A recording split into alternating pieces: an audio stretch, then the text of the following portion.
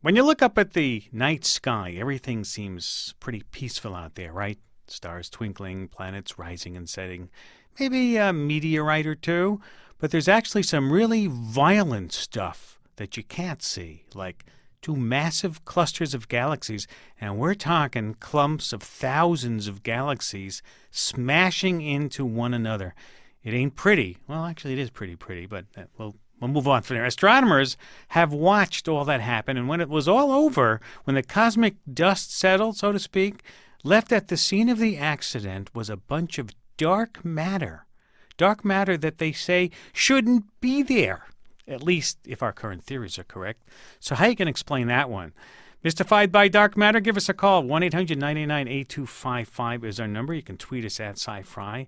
And here to give us his explanations is Andy Shea Madavi. He is assistant professor of physics and astronomy at San Francisco State University in California. Welcome to Science Friday, Dr. Madavi.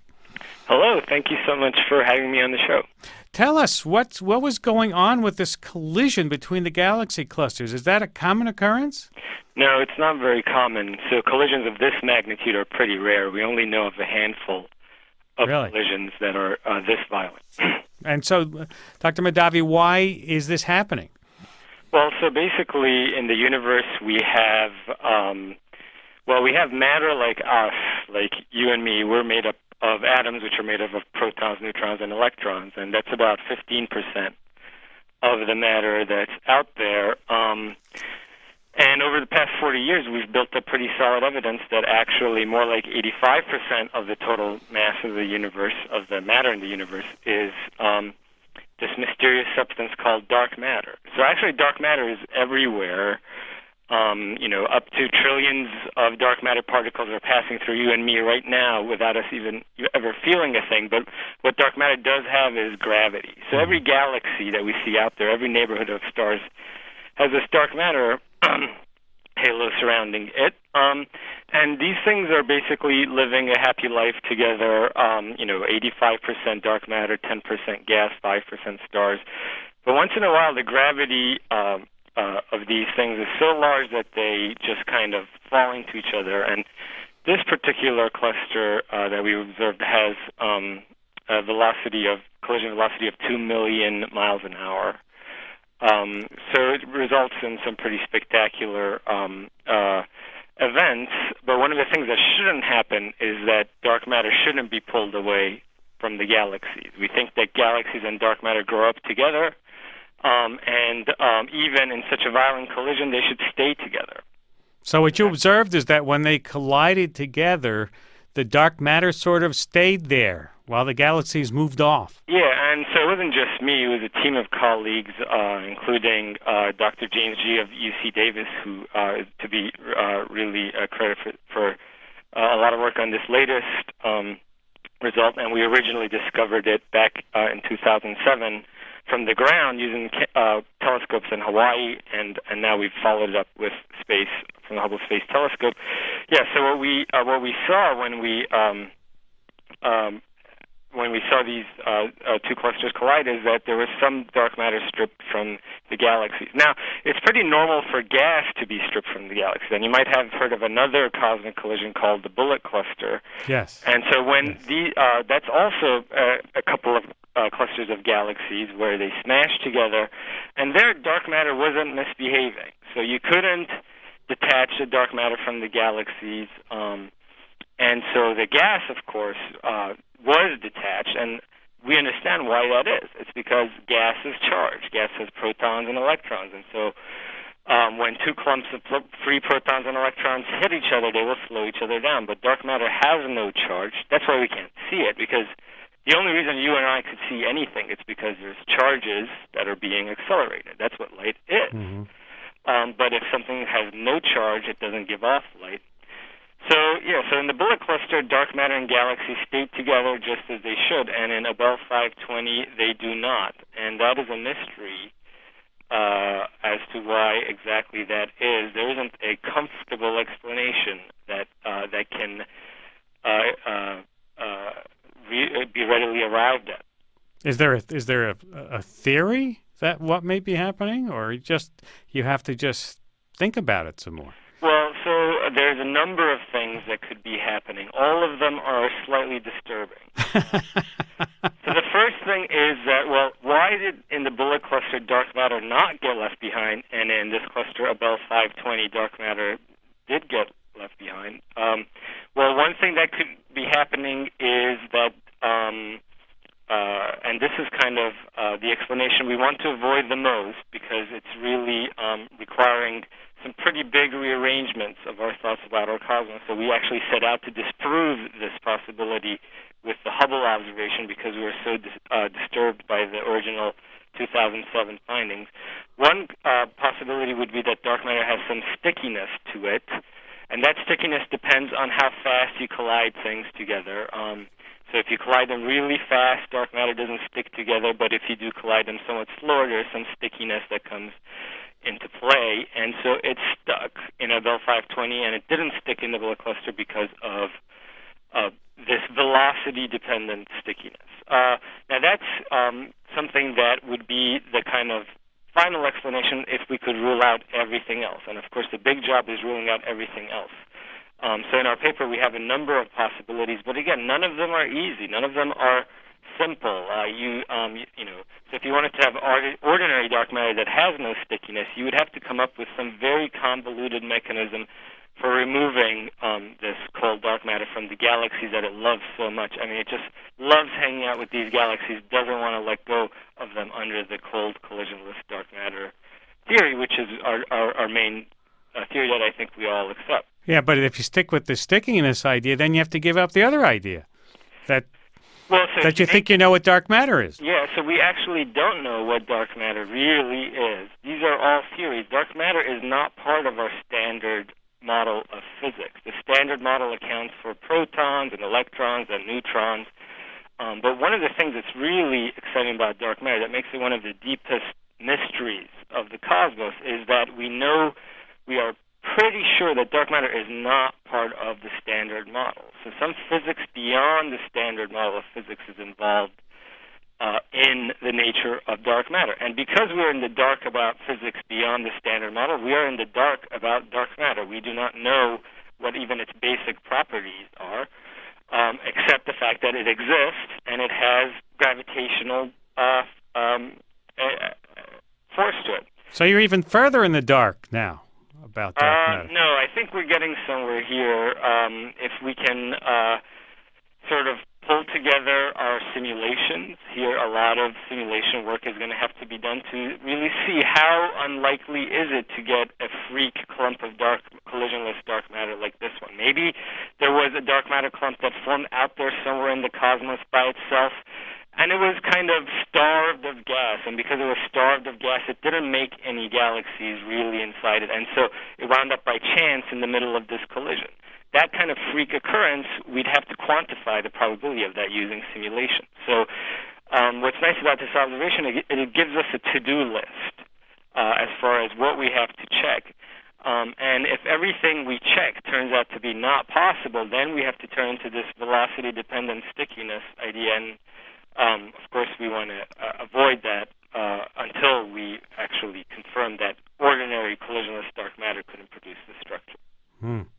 Why don't we just catch some dark matter here if it's going through us all the time? It's very hard. Remember, it has to have some kind of charge to be seen, so we cannot ever see it.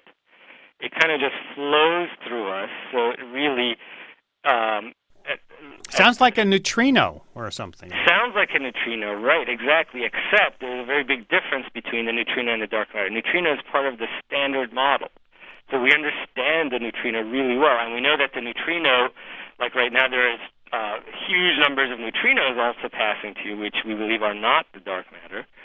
These neutrinos we detect because we go to places where it's really dark and really calm, like mines deep underground, and we fill these mines with things like heavy water or chlorine. And once in a while, a neutrino from the sun, neutrinos are byproducts of fusion on the sun.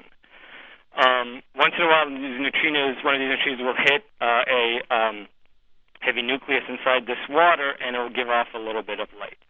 So we have detected neutrinos, and we have modeled them in such a way to convince ourselves that they are not the dark matter.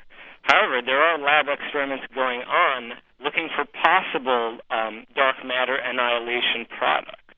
Now, what does that mean? That means that, remember, we're in the dark about dark matter. We don't know what the real theory behind it is. But one possibility of the many, many possibilities that are literally, there's dozens of papers published on this every month about what could dark matter be. One of the possibilities is that dark matter decays somehow to some kind of regular standard model particle. And if it does do that, then we may be able to catch those decay products. So, for example, one possibility is we could detect neutrinos that were left over after dark matter annihilated or decayed. And the way we would know those neutrinos are from dark matter and not from the sun is that they'd be coming up from the center of the Earth.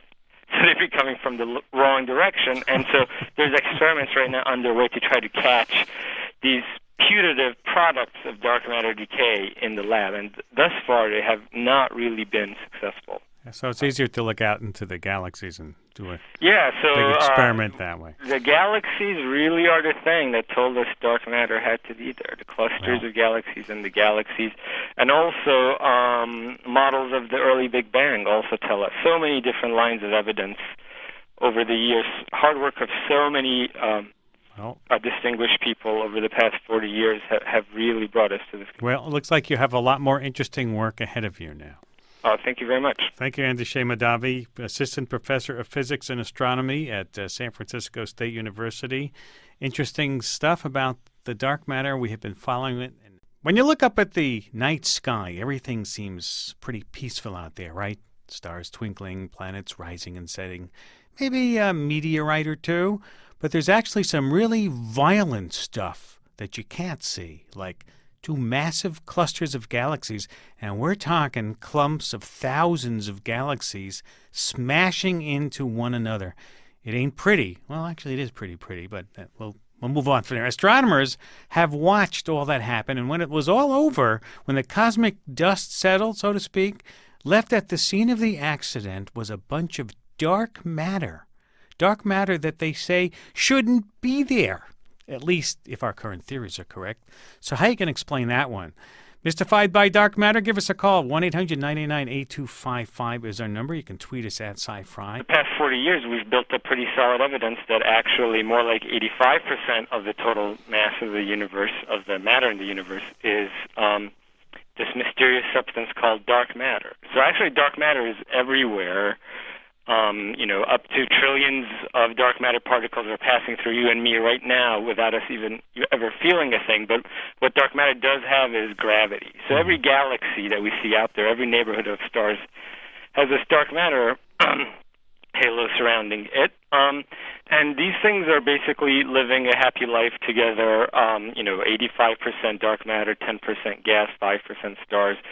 But once in a while, the gravity of these things is so large that they just kind of fall into each other. And this particular cluster that we observed has a collision velocity of 2 million miles an hour.